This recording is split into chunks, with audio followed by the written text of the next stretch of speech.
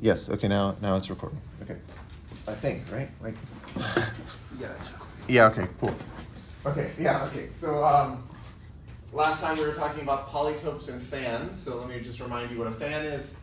So it's a collection of cones with the property that for any cone in the fan, all of its faces are also in the fan. So it's like closed undertaking faces. Remember, face was defined in the same way as for a face of a polytope. It's like the set of points in the cone where some linear functional is maximized. And then the other condition is that if you take two cones in your fan, then their intersection should also, or should be a face of each one of them. Okay. So now I want to talk about a specific type of fan that comes from a polytope, which is called the normal fan of the polytope. So let Q, maybe, I don't know how well this shows up, but okay. Let Q be a polytope.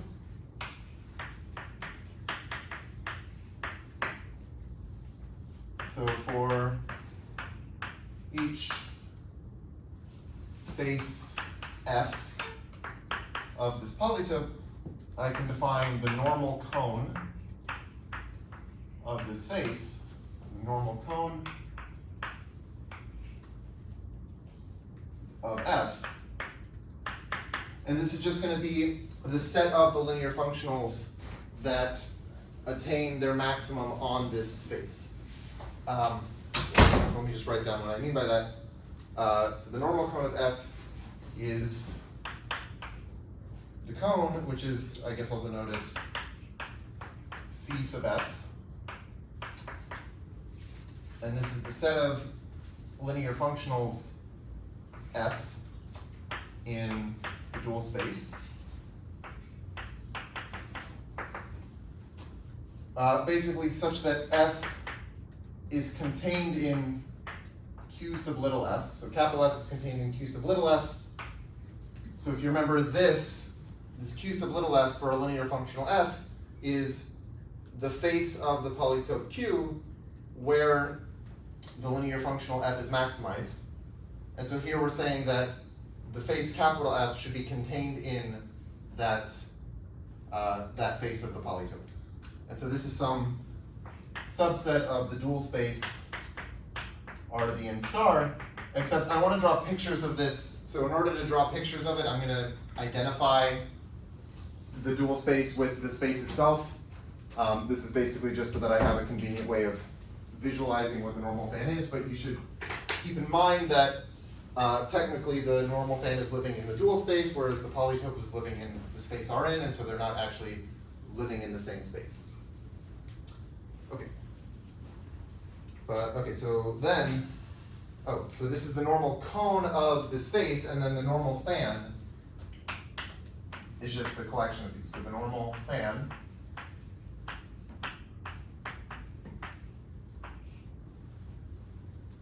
of Q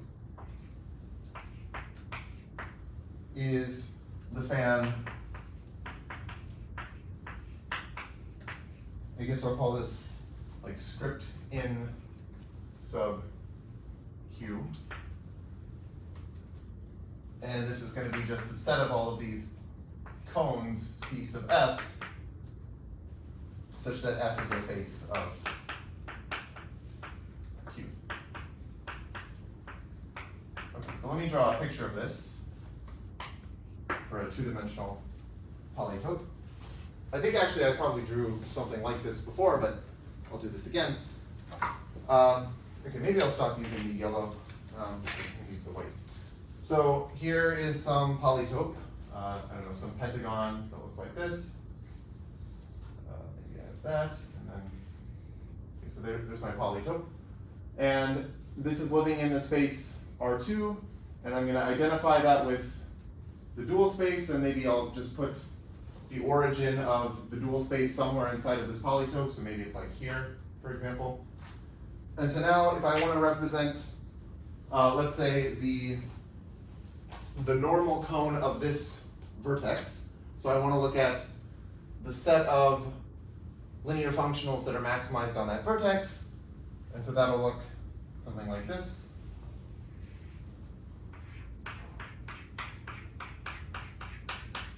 And this includes like this ray here and this ray. But then you can see like this ray here is actually the normal cone of this edge here. Like that is the set of linear functionals that are maximized, or that achieve their maximum on this edge. And then similarly to the other vertices, we have these other two-dimensional cones. So we'll have like this.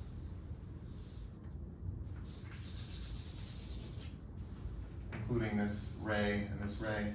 And then just use all these colors. Well, it's good that I chose a pentagon because I have 5 colors. So here. So okay, this will be another one. And then orange up here. And then we have this one like this. Okay, so that's the normal fan of this polytope. Okay. Okay, so one special fan that I want to talk about is called the braid fan. This is actually the normal fan of the permutahedron. So I guess I'll just say, so the normal fan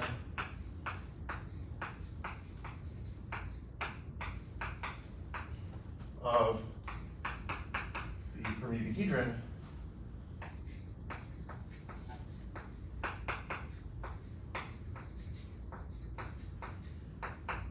is called the braid fan.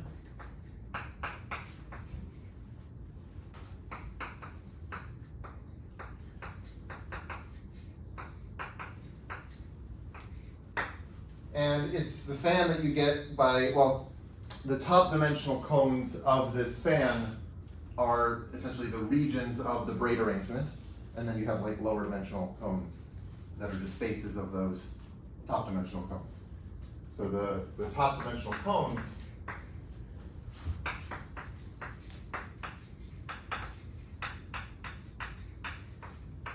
are the regions of the braid arrangement.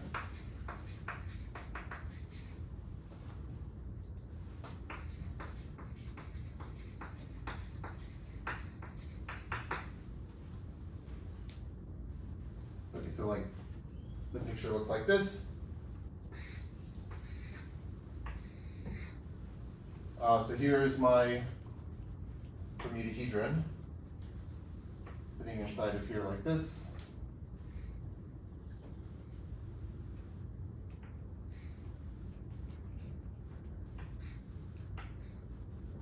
Some sort of permutahedron, and then the normal fan is going to be this. And so this is the braid fan for n equals 3, or yeah, in 2 dimensions.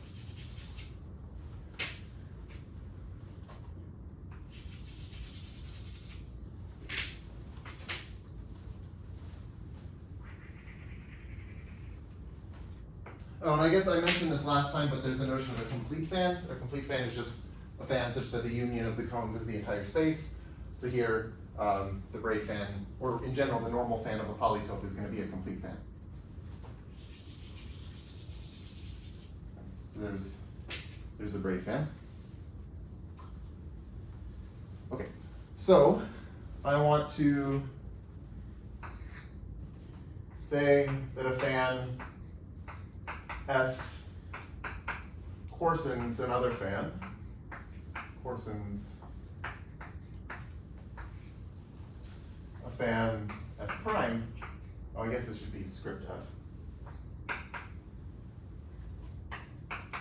F prime if every cone in F is a union of cones of F prime.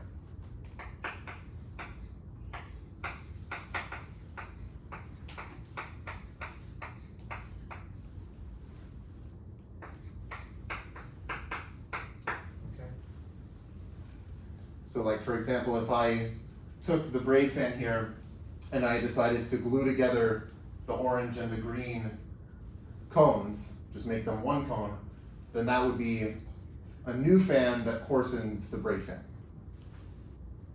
Okay?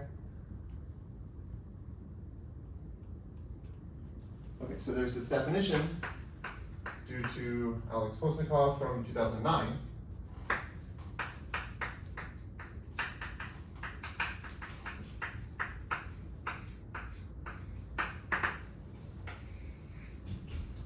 This is the notion of a generalized permutahedron. So generalized permutahedron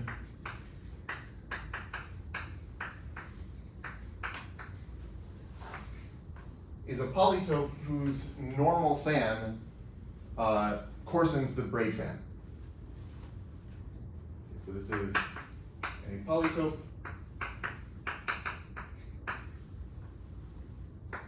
whose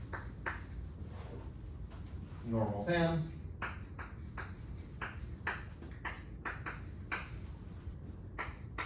coarsens the braid fan.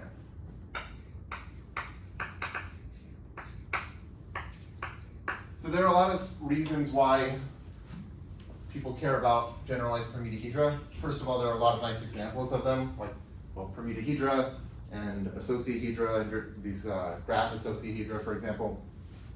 These are examples of generalized permutahedra. But also, there are different ways of thinking about generalized permutahedra. There are different ways of making this definition. It connects with things like matroids, for example. And so I guess let me give you a different way of thinking about a generalized permutahedron. Basically what this is saying, I mean, this is just sort of a reformulation of this definition, is it's saying that a polytope should be a generalized permutahedron if you can get it by starting with the usual permutahedron and sort of sliding the facets some amount. So I'll just say equivalently, but like parallel, you have to slide the facets in some kind of parallel way. So equivalently, a polytope is a generalized permutahedron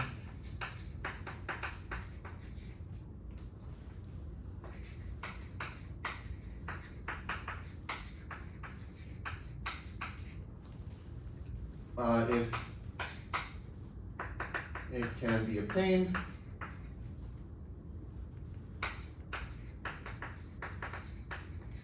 from the usual permutahedron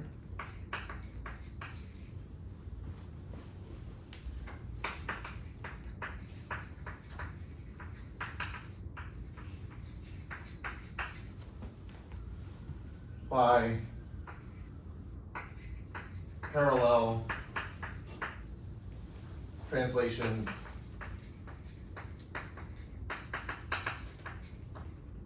of facets. But I'll give an example of this, but like when you translate these facets, you can't translate them too far, so they do not go, I guess, past any vertices.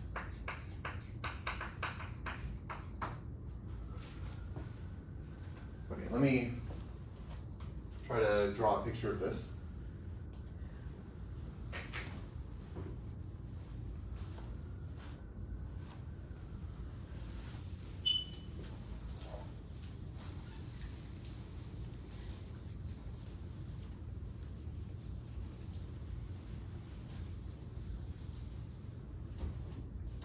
So if I want to get a generalized permutahedron, I can start with the usual permutahedron. So maybe it looks like in the two-dimensional case, it looks something like this.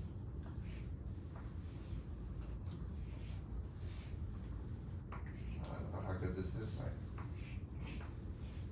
Something, okay, it's not great, but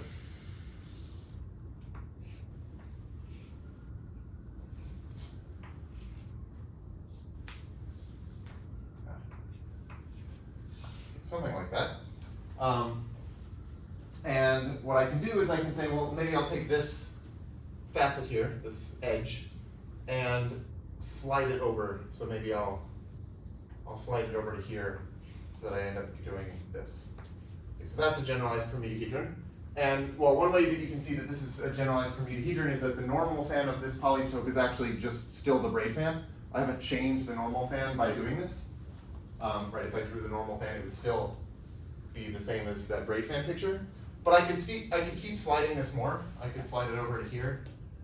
Let me try to make this straight. So I could do this and make this edge very small. And in fact, I could slide it all the way to where this edge degenerates into a vertex like this. And this is still a generalized permutahedron, but now it's a pentagon. And basically what I've done to the normal fan, if I had this normal fan over here to start, is once I've slid this edge all the way over to where it degenerates to a vertex, that, in terms of the normal fan, will correspond to gluing the orange and the green cones together. So now it's coarsened. But what I mean by this, you can't slide past a vertex, is just, I mean, this is sort of the obvious thing that I can't keep sliding any further now that this is degenerated into a single vertex. I can't keep sliding even further. Anyway, so this is a generalized permutahedron, but I can also do this with other facets. I could say, maybe I'll slide this facet inward like this. Okay, so that's a generalized permutahedron. I just sort of took this one and did a parallel translation. Or I could take this edge and slide it so that it becomes a vertex, like this. So that's also a generalized permutahedron. Okay, so these are just some examples. Good? Okay.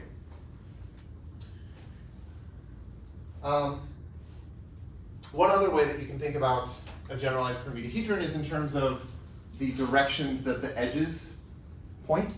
And so like in higher dimensions, the edges are the one-dimensional faces, and it turns out that a generalized permutahedron is characterized by what are the directions that those edges, like what are the directions that they are oriented in.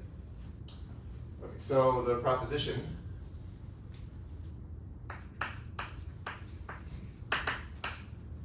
is a polytope is a generalized permutahedron.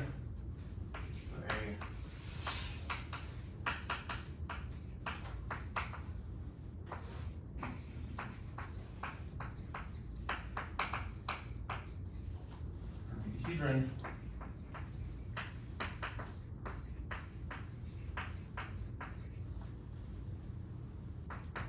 if and only if each of its edges is parallel to a vector of the form EI minus EJ, where EI is the ith standard basis vector in R. So if and only if each edge is parallel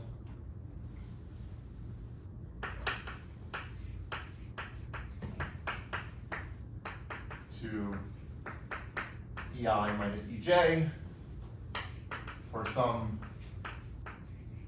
distinct I and J. Okay. So this is not hard to prove.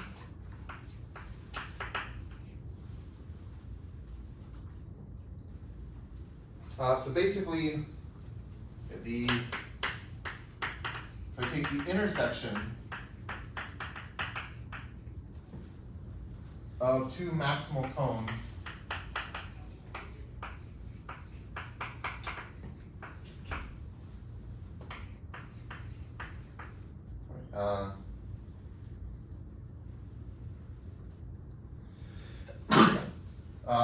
so if I take the intersection of two maximal cones in the normal thing, so let's call my my polytope Q.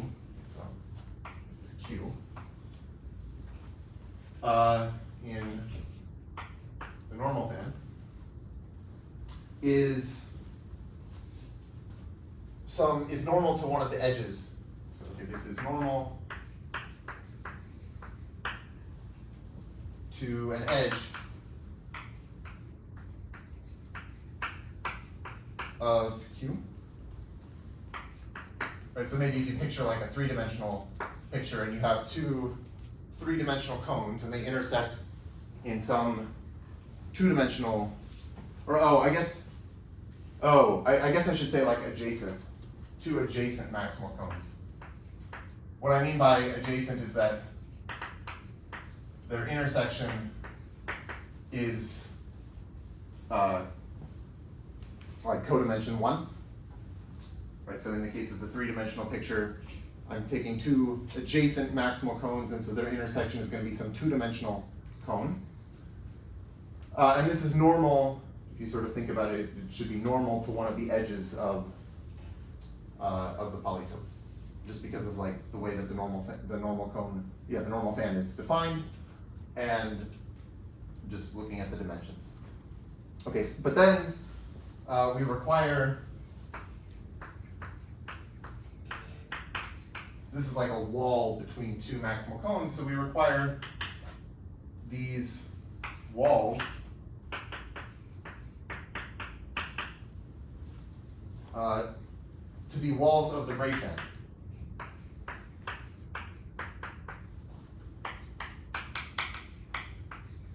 Like if we want this to be a generalized permutahedron, so that the normal fan is actually coarsening the Gray fan, then if we take two of the maximal cones in this normal fan that are adjacent and we look at their intersection, that should be one of the cones in, like one of the codimension 1 cones in the Gray fan, because that's sort of what it means to be coarsening. Right, like if I took this and I said I'm going to glue the orange and the green together, and then I glue the yellow and the blue together, and I look at their intersection, well, that's going to be this line here. And that's going to be one of the, in this case, the rays of the Gray fan. Okay, but what this means is that, so these walls should be normal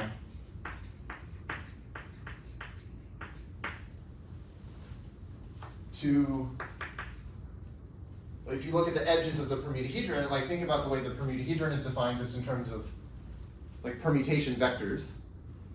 If you have an edge, then you're basically adding 1 to one of the coordinates and subtracting 1 from one of the other coordinates. You're doing like an adjacent transposition in your permutation, in terms of permutations.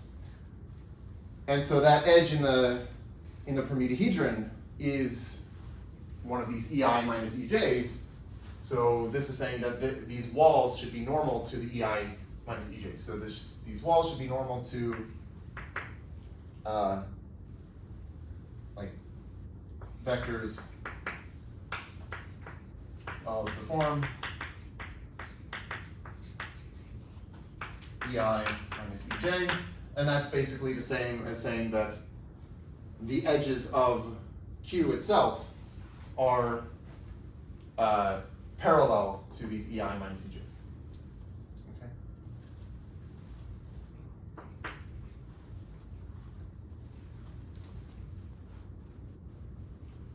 Okay. Let me also define the common refinement of two fans. So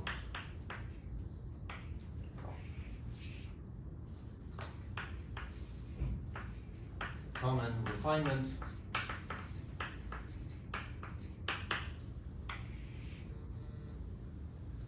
of some fans F and F prime. Well, it's just the set of cones, like if you think of a fan as a set of cones, it's just the set of cones that you can get by intersecting a cone from F with a cone from F prime. So this is the set of like C intersect C prime such that C is in F and C prime is in F prime.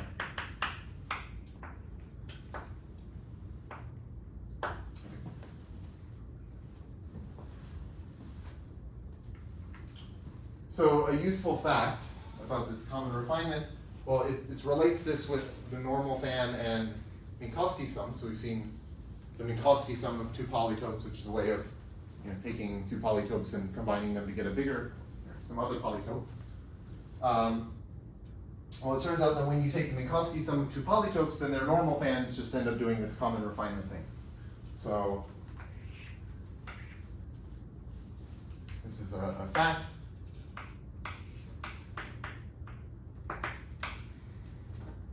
Let Q and Q prime be polytopes.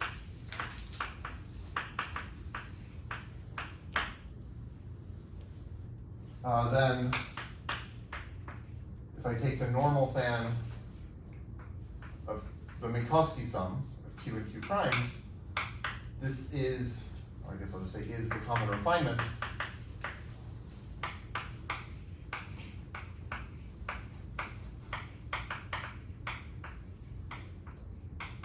of the normal fan of Q and the normal fan of Q prime.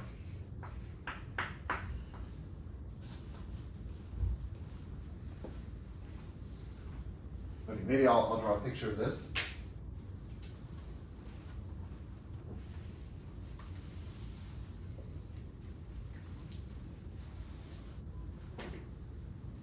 So let's say I took, here's an example.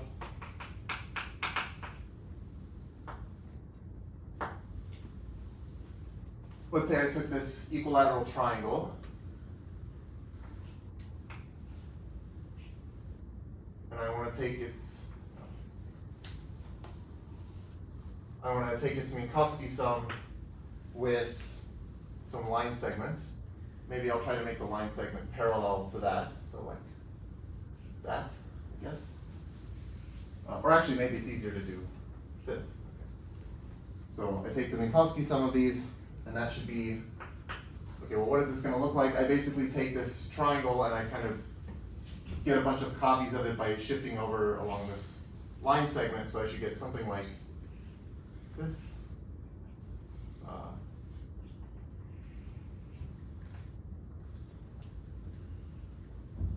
This trapezoid. Okay, so that's the Minkowski sum. Maybe I'll move this up, something like that. And if I look at the normal fans,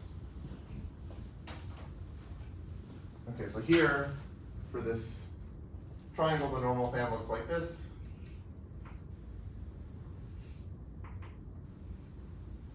Right, and I have this, this, and this. That's my normal fan.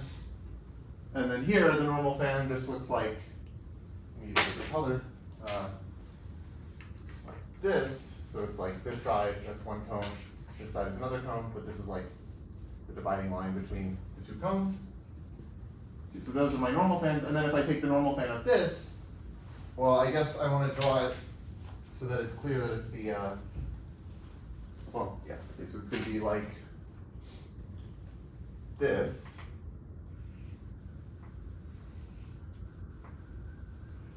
But then I also have this, right? And again, like you fill in the, there's a cone, there's a cone, there's a cone, there's a cone.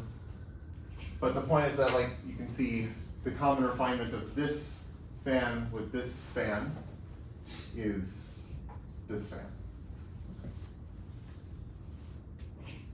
Any questions up to here? Okay. So if I take some set I contained in bracket n, and I look at the simplex that I defined, this was delta I, let me draw it down here, delta I, this is the convex hull of the EI for I and I. Right, this is what I was defining when I defined like the icosahedron and the graph icosahedra. This is a generalized permutahedron.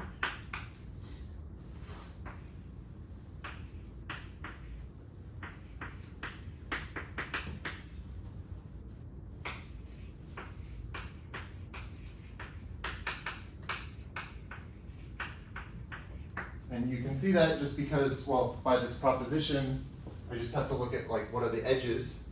And the edges of this simplex are just like ei minus ej, where I and j are some numbers in capital I.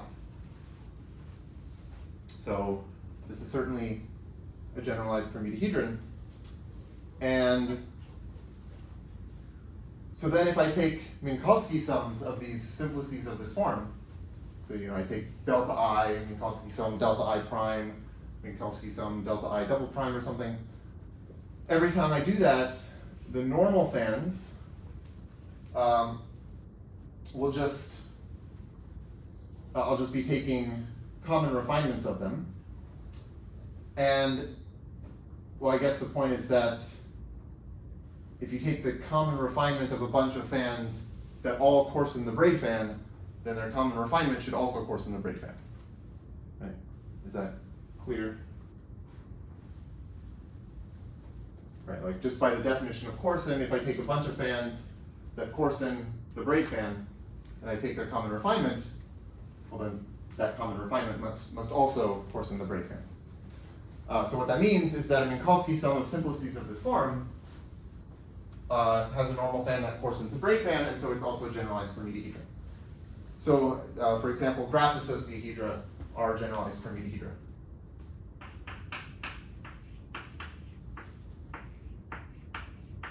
Or really any Minkowski sum of these simplices, but in particular, this is how we define these graph associahedra.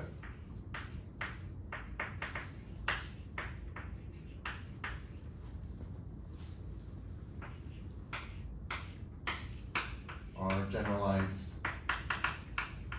permutahedra.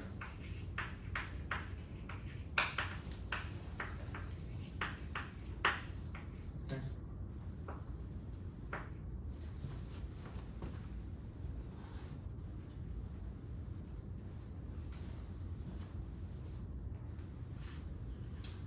So in particular, the original associahedron that I defined, where I said the vertices correspond to binary plane trees, that is also a generalized permutahedron.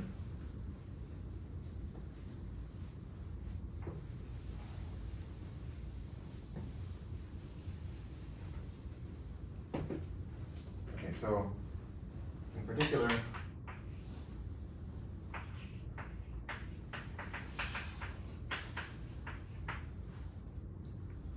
if I take the normal fan of the associahedron that I was calling AN, this coarsens the Bray fan.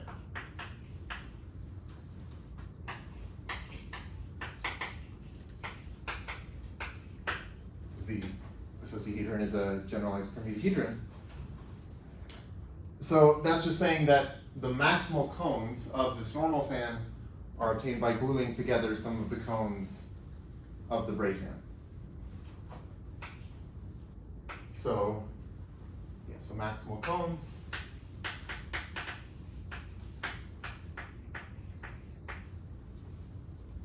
of this normal fan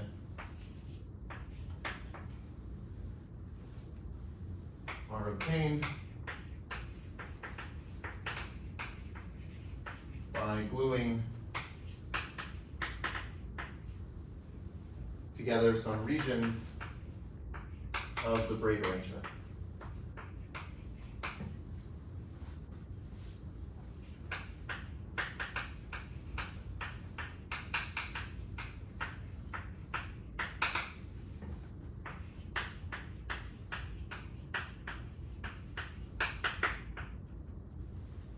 Right, because the regions of the braid arrangement are just the maximal cones of the Bray fan.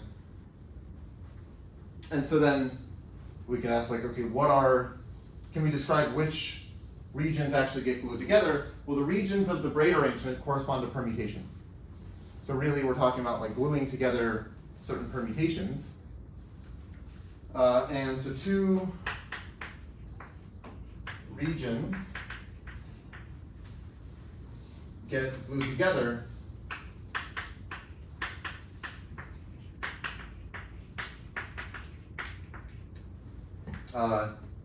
if their corresponding permutations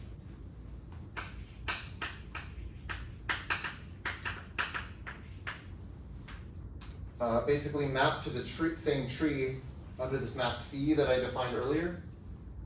So map to the same tree under phi. So if you remember, phi was this map that says, take your permutation, look at the biggest number in the permutation, that's the root of your tree, and then you take the stuff on the left of that biggest number, and that forms the left subtree, and you do it recursively. You do the same thing with the stuff on the right of the biggest number, that forms some recursive procedure to define the right subtree. And then you sort of delete the numbers, and that just gives you a tree without any labels. That's this map going from permutations to trees. So here, two regions get glued together if they give rise to the same tree. Maybe, okay, I'll draw an example of this, but first let me just say what these are called. So pre-images, oh, I guess there's sort of this unfortunate fact that like half of the literature uses one convention and half of the literature uses like the inverse convention. So like you have to go back and forth using inverses of permutations. So maybe what I'm saying here is actually true after you take inverses of permutations. I can't remember which conventions I've been using, and I've probably been mixing them up based on what paper I'm looking at. But all of this is sort of with the caveat of you might have to take inverses, but whatever. Okay, so anyway, pre-images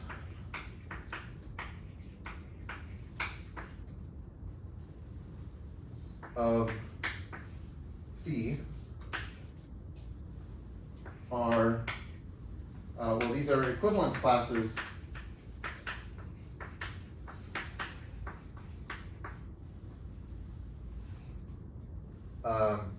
well, of some equivalence relation.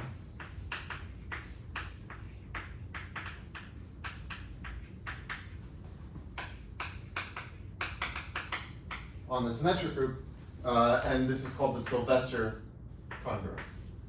On SN, called the Sylvester congruence.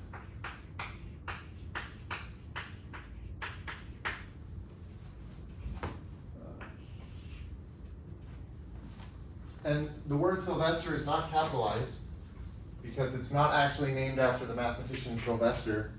I think what happened is Sylvester, so this is dealing with trees, and Sylvester, like the word Sylvestre, something in French, is French for forest, and so I think they named it this because of like the tree connection. But I've heard that actually, I think they wanted to confuse like English speakers and make them think that this should be capitalized because it was like named after a mathematician, but it's not actually.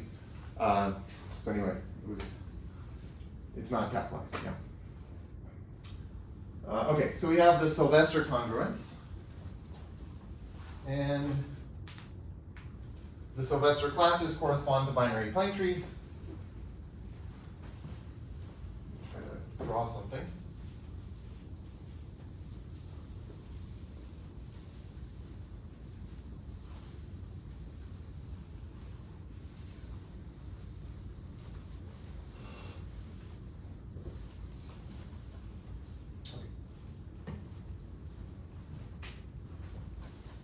Just make sure this is still doing this. Okay, cool.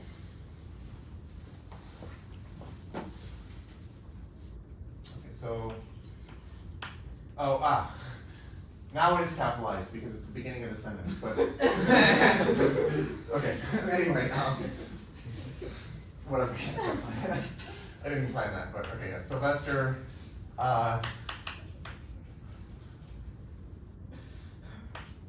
Sylvester classes correspond to binary plane trees, just sort of obviously by the definition.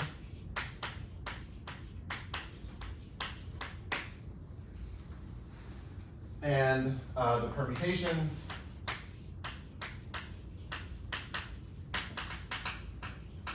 in a class are the linear extensions of that tree.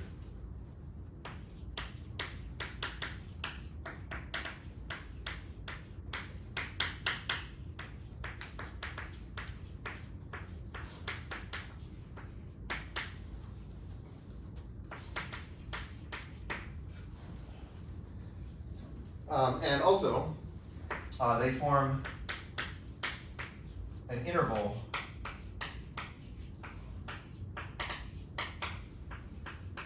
in the weak order, and I'm going to say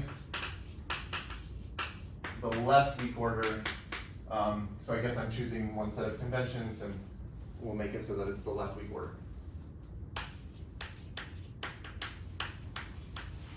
Okay, so let me draw a picture for n equals 3.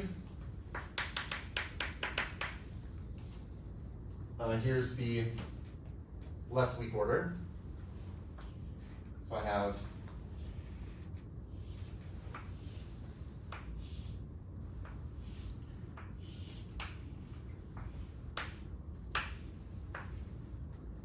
there's 3, 2, 1, and I want to put 3, 1, 2 here. And this should be 2, 1, 3. This should be 1, 2, 3, 1, 3, 2, and 2, 3, 1. And now I can look at the corresponding trees. So 3, 2, 1 is going to correspond to this. Oh, maybe I'm wrong in saying that the permutations are the linear extensions.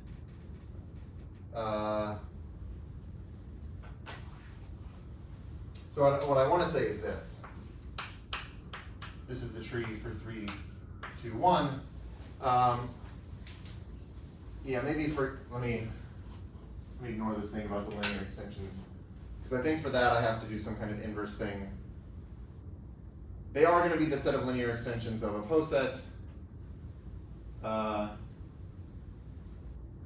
think we showed this in one of the homeworks. Oh, really? Okay. Was it with this convention? I think I'm just getting mixed up on the conventions. Let me erase this thing about the linear extensions. I think on the homework it wasn't specific. Like it was just show it by check, except the projection test. Okay. Right, okay, so yeah, this should be basically what you did in the P set. Yeah, let me just show the example. So this is going to be for 3, 1, 2. It should look like this. 3. Right, so I guess the point is you read it in order. If you read this tree in the in order, then you get 3, 2, 1. Here, if you do it, you get 3, 1, 2. Here, if you do it, you should get. So I think it should be this. So you do 2, 1, 3. Here, it's just this. 1, 2, 3. And here you're going to get the same tree, like the same shape of the tree. This should be 2, 3, 1. And here it should be 1, 3, 2. And so the point is that under this map phi, these two permutations go to the same thing because these trees have the same shape. So the Sylvester classes should be, well, this is one class. The 2, 3, 1 and 1, 3, 2 are lumped together. And then these are all on their own. Okay. But I guess one thing I'll stress is that these are actually intervals.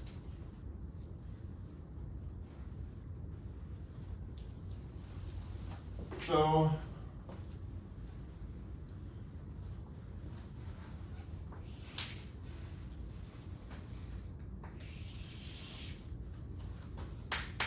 for W and Sn, so if I take some permutation, I'm going to let pi down of W and pi up of W. Or maybe I'll move this up. Okay, so pi down of W and pi up of W. Let these be the minimum and maximum elements of the equivalence class in the Sylvester congruence containing W. So it's like you start at W and you go down as far as possible in the same class to get pi down of W, and to get pi up of W, you go up as far as possible in the same class. So be the minimum and maximum elements of the Sylvester class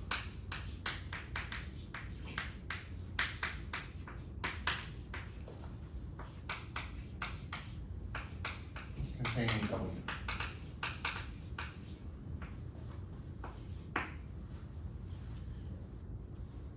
Okay, so then if you look at the set of all things of the form pi down of something, so I'll write that as pi down of Sn. It's like the image of Sn under this pi down map. This will be the set of all permutations that avoid the pattern 2, 3, 1. Okay, so this is the set of 2, 3, 1 avoiding permutations. So this is where like the inverses get a little annoying because I like to say that these are like the sortable elements. Remember, I defined these C sortable elements, and I said like in the case of the Tamari lattice, I look at the 3, 1, 2 avoiding permutations. But here I'm getting 2, 3, 1 avoiding permutations, but that's because there's an inverse involved. So really, like the reason I'm getting 2, 3, 1 avoiders is because those are the inverses of the 3, 2, 1, sorry, the 3, 1, 2 avoiders, which form the Tamari lattice. So their inverses are 3, 1, 2 avoiding permutations, 3, 1, 2 avoiders, and these form the Tamari lattice.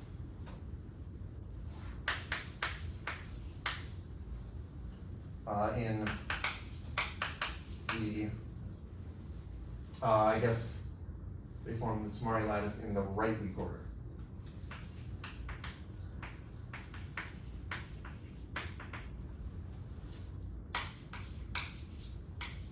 So the point is just if you take the inverses of all these permutations and you look at like the minimum elements, then you'll get exactly this picture that I've drawn before, where you get like this hexagon here, which is the Tamari lattice.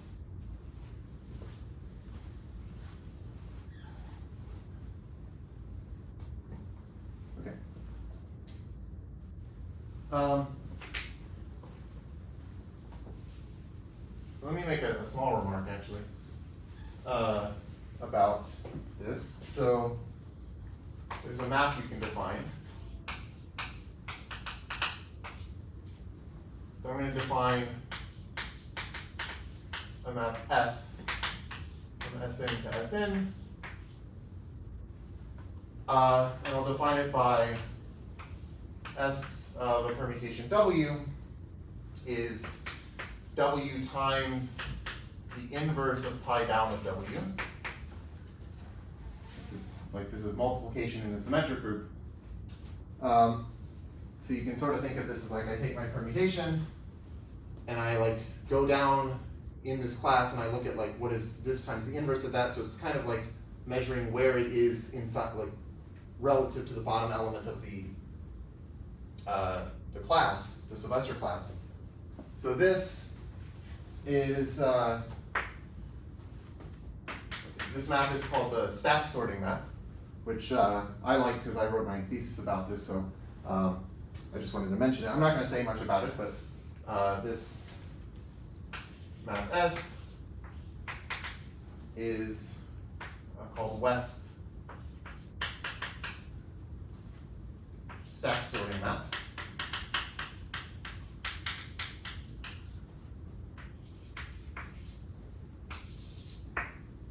And I think it has a lot of nice properties. It ends up connecting with a lot of interesting things, and there's like cool combinatorics involved with it. I'm not going to really talk about it in this class, but anyway, I think it's nice. But as an example,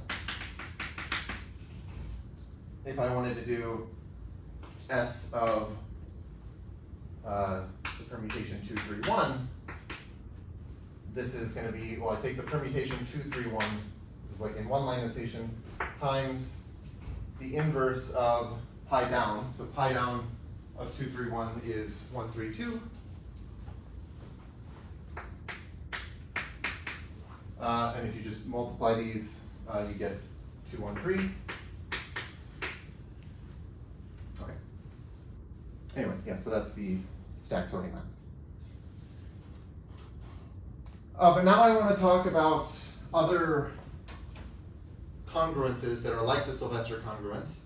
And these will be lattice congruences of the weak order. Actually, I can define lattice congruences more generally for finite lattices, but then we'll mostly focus on the weak order. So any questions up to here about the Sylvester congruence? Okay.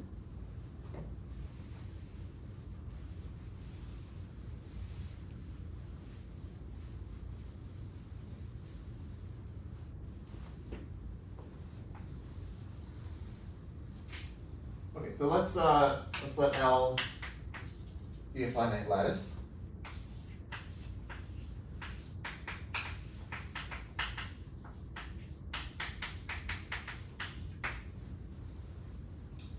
Then an equivalence relation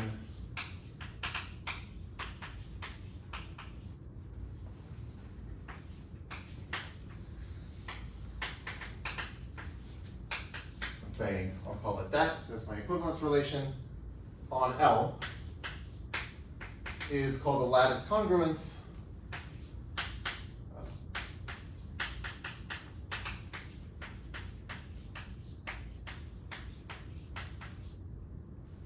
If, well, basically it should respect the meet and join operations of the lattice. So what this is saying is that if for all, say, x1, x2, y1, and y2 in the lattice, such that x1 is equivalent to x2 under this equivalence relation, and y1 is equivalent to y2, we have that if you take the meet of x1 with y1, that should be equivalent to if you took the meet of x2 with y2. So it's sort of like just saying up to this, well, and I'll say something similar for join, but for now I'm just saying it's kind of like if you replace x1 with something equivalent to it, and you replace y1 with something equivalent to it, then their meet should be replaced with something equivalent to it. And then also, same for the join, so x1 join with y1 is equivalent to x2 join y2.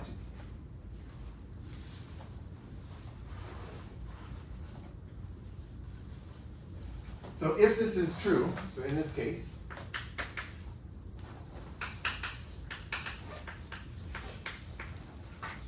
each equivalence class is actually an interval in this lattice. Each equivalence class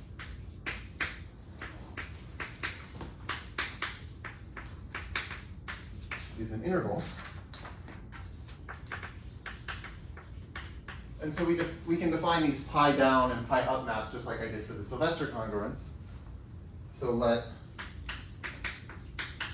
pi down of w, or maybe I'll say x, pi down of x and pi up of x.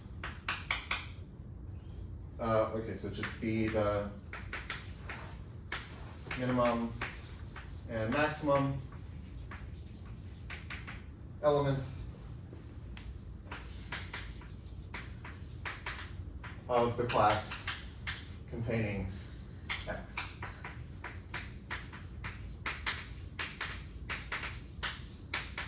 Okay?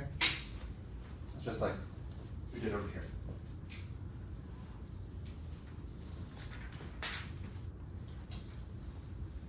So if you have this setting, then actually you can look at the image of the lattice under pi down, just like how over here we could have taken the image under pi down, looking at the minimal elements of these congruence classes, and that basically formed the Tamari lattice sitting inside of this.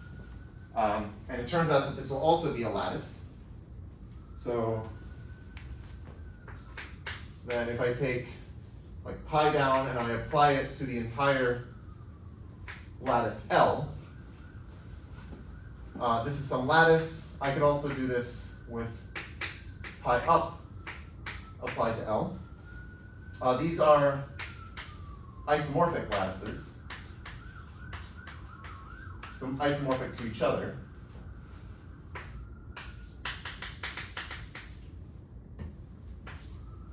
But we just stress that these are not necessarily sublattices.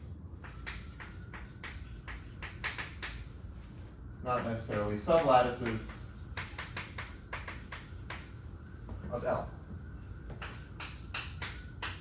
But they are lattices, and in fact they're quotient lattices. So actually this notion of a lattice congruence is sort of equivalent to the notion of a quotient lattice, because this map pi down, which I could think of pi down as a map from L to pi down of L, just going from the entire lattice to its image, that is a surjective lattice homomorphism. And that basically follows from, I mean, I think you sort of have to work it out, but that basically follows from the definition of a lattice congruence. So I guess I'll say, and the map pi down, which goes from L to pi down of L. So this is some map, and we have a similar map pi up, going from L to pi up of L. These are surjective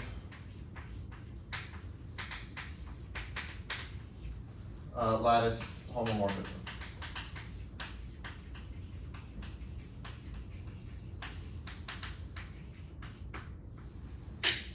Which is really just saying that pi down of L, the image is, like the image under pi down, is a quotient lattice of L, and then this map is like realizing it as the quotient, so it's projecting from L to the quotient, and similarly pi up of L is a quotient, and pi up is the map, like the surjective homomorphism. Okay, so like equivalently I could have said a lattice congruence is just like an equivalence relation defined by taking the pre-images under some lattice, some surjective lattice homomorphism. That would be an equivalent way of doing this.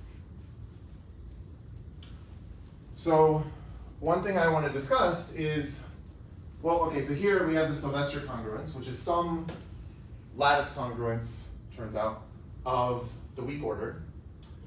But it turns out to be interesting to study other lattice congruences of the weak order, and we could try to understand, in some sense, like all of them. Like, what are the possible lattice congruences that you can put on the weak order?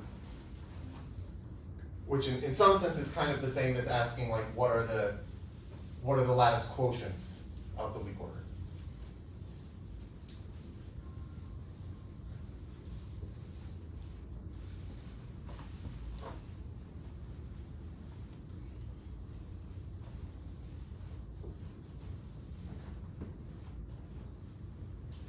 So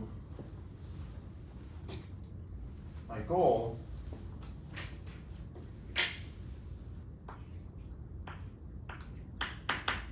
is to describe lattice congruences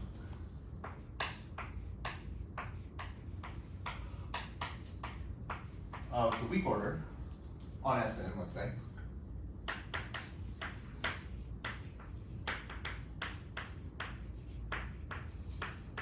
Sn. And then also interpret them geometrically.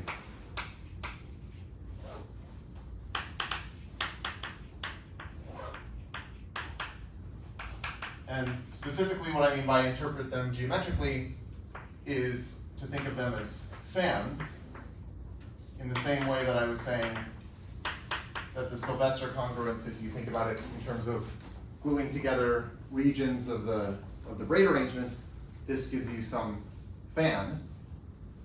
And that fan is the normal fan of the icosahedron. And so actually, we will also find that these fans that you get by interpreting these lattice congruences geometrically, they also end up being normal fans of polytopes, although that's not obvious. That's like an interesting theorem. Okay. Right, so first, before I talk about the weak order specifically, let me just say some things about lattice congruences, just for any lattice. So, okay. Here's a lemma.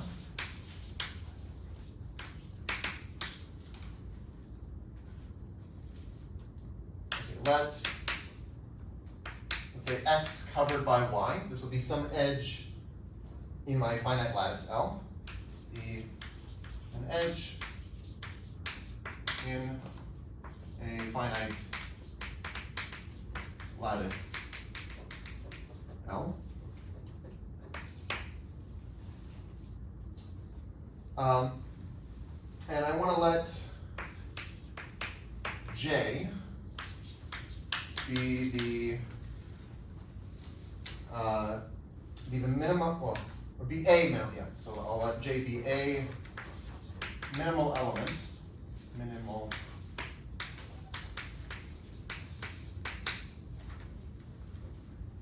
of the set, which I'll call Z.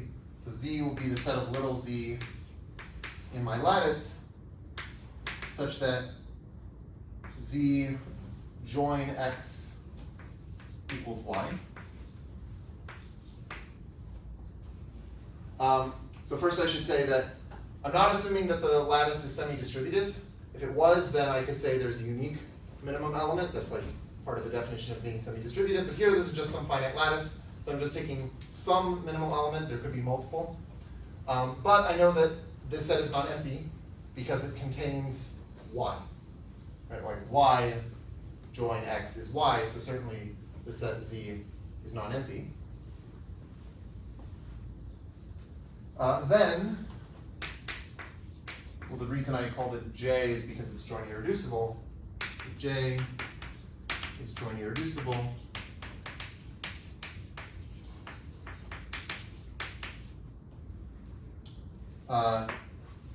And then I'll also say, let's suppose we have some lattice congruence.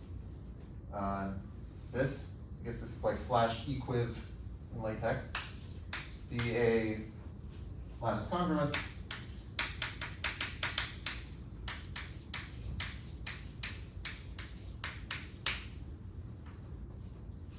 of L. Then X is equivalent to Y if and only if J is equivalent to J star. And remember, J star is my notation for the unique element that is covered by J. So when you have a joint irreducible element in a finite lattice, then it covers exactly one thing, and that one thing is this J star. Okay? Okay, so the proof of this is sort of just some fun playing around with lattices. There's nothing terribly hard, but I'll go through it. Okay, so the proof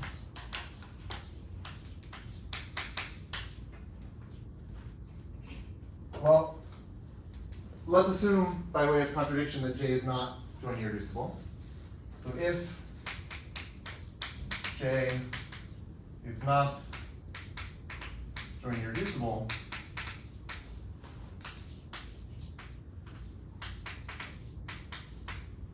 well then we can find some distinct elements that are covered by it.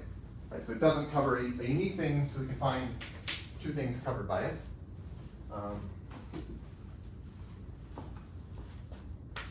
And we can find distinct U and U prime covered by j.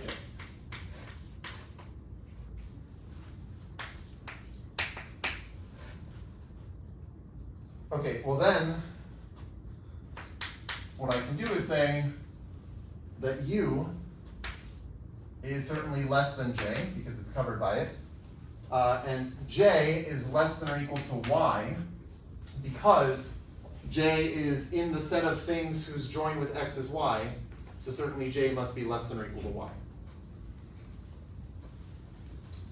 Now, since u is not in my set z here that I've defined, right? It's not in z because j is a minimal element and u is below it, so u is not in z.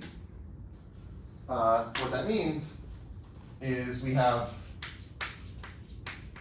that u must be less than or equal to x. So this is because, u must be less than or equal to x, because if it wasn't less than or equal to x and you join with x, then you would get y, because it's less than or equal to y. Okay. But then similarly, I can do the same thing with u prime. Similarly, u prime is less than or equal to x. But that means that x is an upper bound for u and u prime, so it must be greater than or equal to the least upper bound, which is the join of u and u prime. So u join u prime must be less than or equal to x. But the join of u and u prime is just going to be j, because they're covered by j, right? Like the picture is you've got j here, and here's u and here's u prime, so obviously their join is going to have to be j. Okay, but u join u prime is just j, and this is a contradiction because, why is this a contradiction? Because I'm saying j is less than or equal to x, which means that j join x is not y. So it's not in z, right? So this is a contradiction.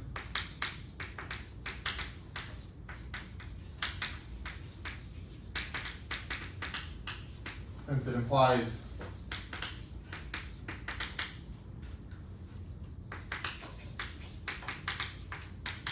that j is less than or equal to x, which means that j join x equals x, but we assume that j was in this set, so that j join x should be y.